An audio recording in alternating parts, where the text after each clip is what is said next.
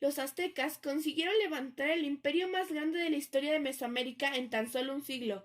Se apropiaron de las deidades y los conocimientos de las ciudades que iban conquistando y los obligaron a ayudar al enriquecimiento y alzamiento de la capital del imperio, la ciudad de Tenochtitlan.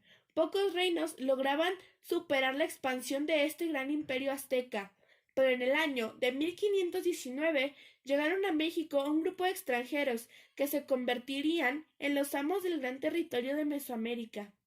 Esta investigación es para descubrir cómo es que en tan solo un par de años Hernán Cortés logró dominar y destruir el gran imperio que eran los aztecas. La ciudad de Tenochtitlan se fundó en una isla en el lago de Texcoco en el año de 1325, cuando los aztecas vieron un águila sobre un nopal, siendo este el origen del escudo mexicano. El nombre original de la ciudad fue Cuaumixtlán, lugar del águila entre las nubes en náhuatl. Fue renombrada en 1376 como homenaje a Tenoch. Tenochtitlan significa lugar de Tenoch o lugar de tuna de piedra. La tradición legendaria nahua explica que estos pueblos hicieron una peregrinación desde su lugar de origen Aztlán hasta lo que más tarde sería Tenochtitlan. Esta peregrinación duró alrededor de 260 años hasta encontrar el lugar deseado. La isla se encontraba en donde hoy está el centro de la Ciudad de México. Esta ciudad se dividía en 4 barrios, cada uno con sus templos y mercados. En los alrededores estaban los cultivos y las casas de los agricultores, y en el centro la plaza con el templo, el mercado principal y el palacio del jefe máximo. Tenía agua corriente llevada a través de 2 acueductos que separaban el agua dulce de la salada. Se calcula que la ciudad llegó a tener más de 100,000 habitantes. El mercado principal era el de Tlatelolco. Allí se vendía todo tipo de miel, frutas, maíz, pescado, tejidos, colores, joyas, etc. Tenía una calle donde se vendían animales de caza, herbolaria, casas donde se daban de beber y comer a los visitantes.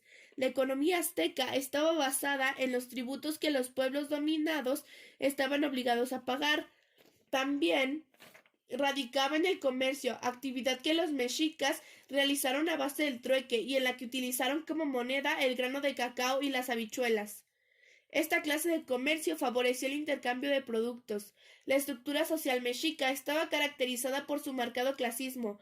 Las 2 grandes divisiones sociales eran los pilis, es decir, los nobles y militares, sacerdotes y comerciantes.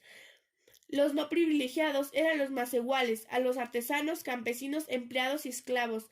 Desde mediados del siglo XV, el estado mexica o azteca se venía extendiendo por un gran territorio, sometiendo a diversos pueblos y volviéndolos tributarios. De ahí el calificativo imperio. Hacia 1517, Moctezuma, el gobernante en turno, continuaba las campañas de expansión. Los tlaxcaltecas, el pueblo vecino, era una comunidad que había resistido tenazmente al dominio.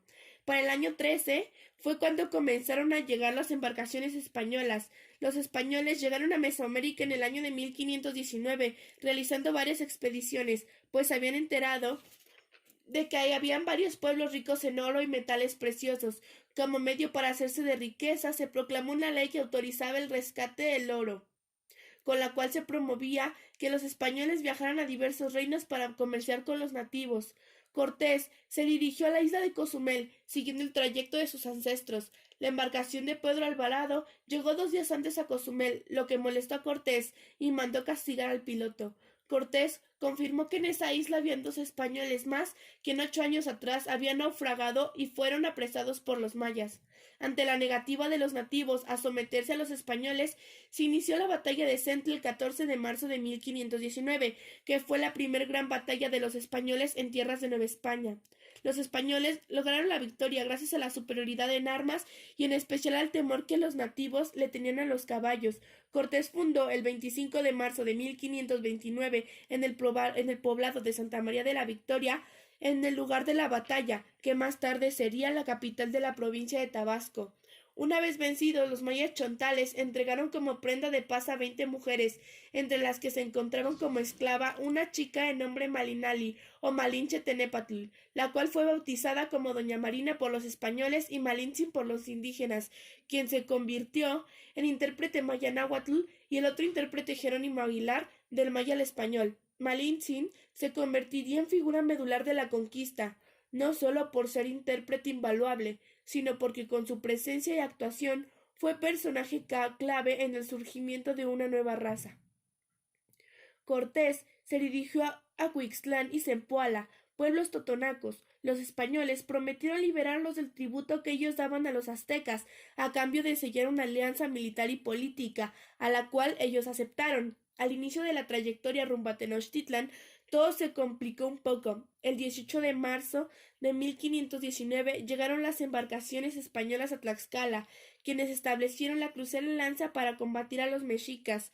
Antes de dirigirse a Tenochtitlan, llegaron a Cholula. Los cholultecas planeaban emboscar a los españoles, pero estos lo descubrieron, y Cortés capturó a los líderes cholultecas, lanzando un ataque preventivo, lo cual sería la matanza de Cholula. Más de 5,000 hombres murieron bajo el acero de las espadas españolas y la furia de sus aliados tlaxcaltecas y teutonacas. Moctezuma realizó muchos intentos para disuadir a Cortés de avanzar a Tenochtitlan, pero todo fue inútil. El ejército, compuesto por 400 españoles, 4,000 tlaxcaltecas y 16 caballos, entró el 8 de noviembre de 1519, correspondiente al día 8 Ecatl del año 1 Acatl, en el mes de Cuecholi, a la ciudad de Tenochtitlan.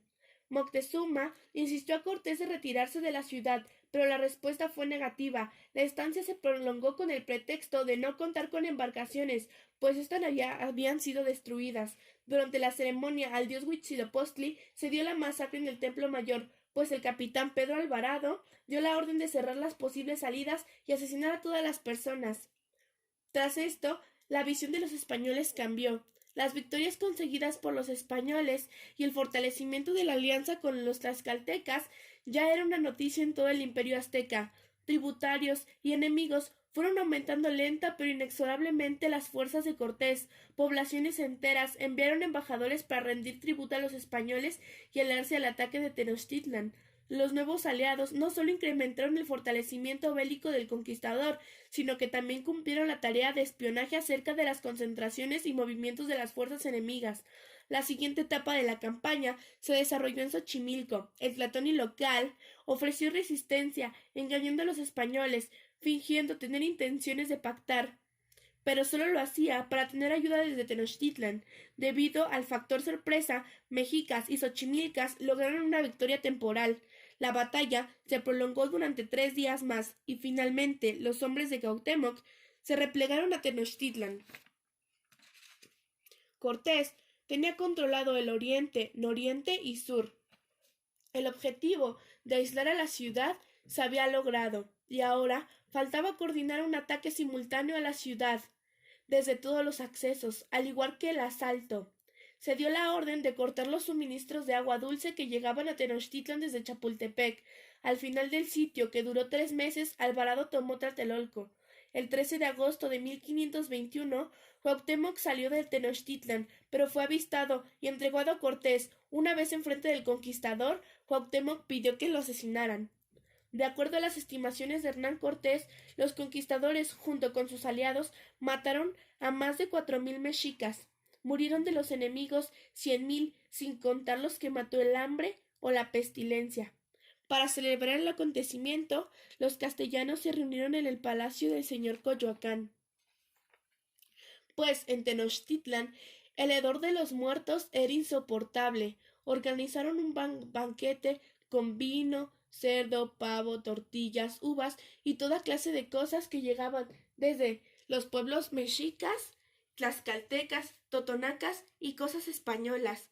Todo este proceso cambió el rumbo de la historia, pues si Hernán Cortés nunca hubiera llegado a América, el cristianismo, la estructura social, el mestizaje no existirían. El mundo como lo conocemos cambiaría y ciertos hechos históricos no estarían presentes.